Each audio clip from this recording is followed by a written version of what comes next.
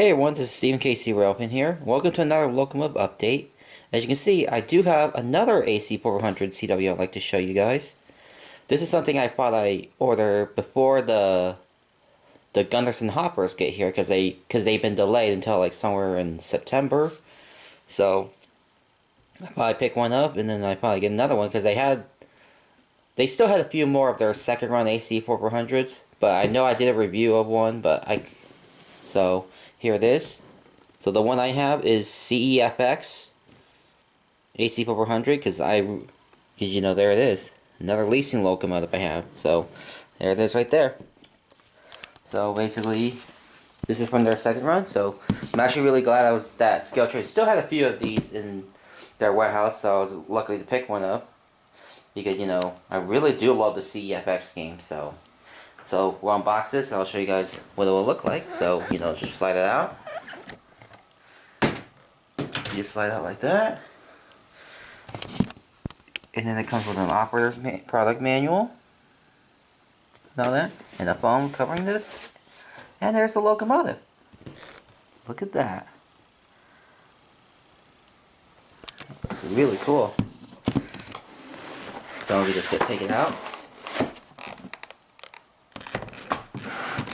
So what you do here, you just slide this out like this. Comes with the bearing caps, which is basically what you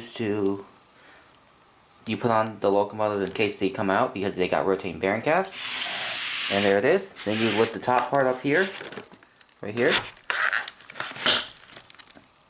and pull it out.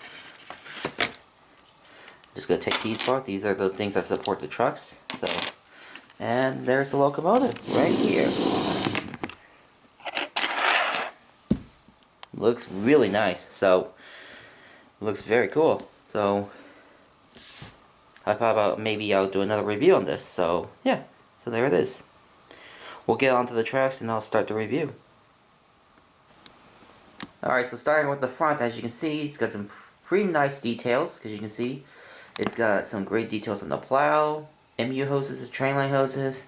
It's got the ditch lights above the pilot.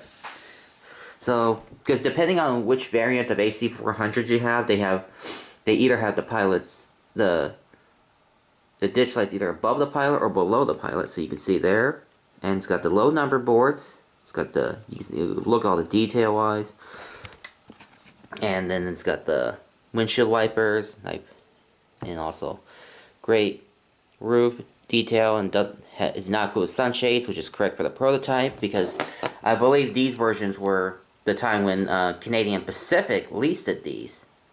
They leased these for years now. So there's that, and then there's the horn, which I believe is a K3L horn, which is a Canadian horn of some sort. And then the paint job on this, like the blue on this, is very nicely done. It's got a nice cab interior inside. Trucks are nicely done, and also the fuel tanks, and also the walkways and steps are also nicely done too, because they're see-throughs. Look at that. And I really love these ScaleTrains metal couplers. Really nicely done. And now we'll move on to the rear. So the rear, no ditch lights, which is correct for the CEFX. And it's got the rear headlight, lots of good detail there. Lots of awesome detail. I'll show you guys that. It's really nicely done. There's that. So now I'm going to flip the locomotive around.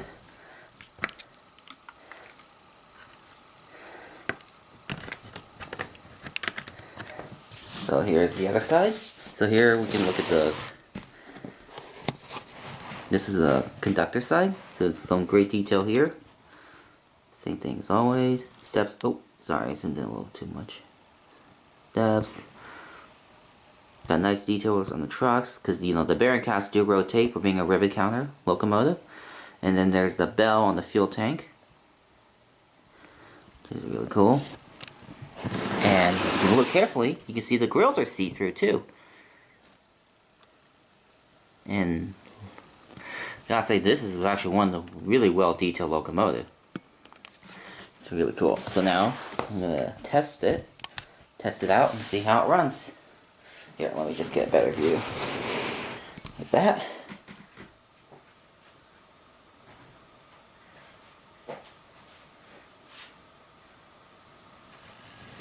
Sound low. It runs very nice and smooth too, which is really impressive. So now,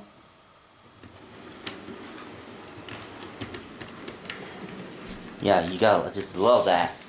Those headlights, ditch lights. They're LEDs, which is really cool because I really like how model train manufacturers upgrade their lines to LEDs.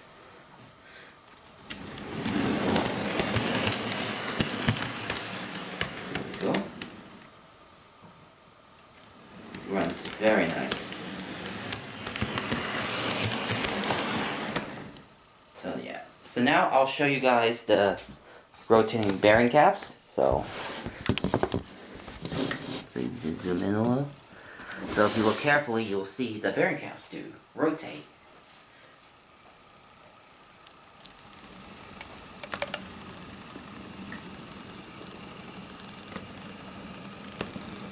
There's that.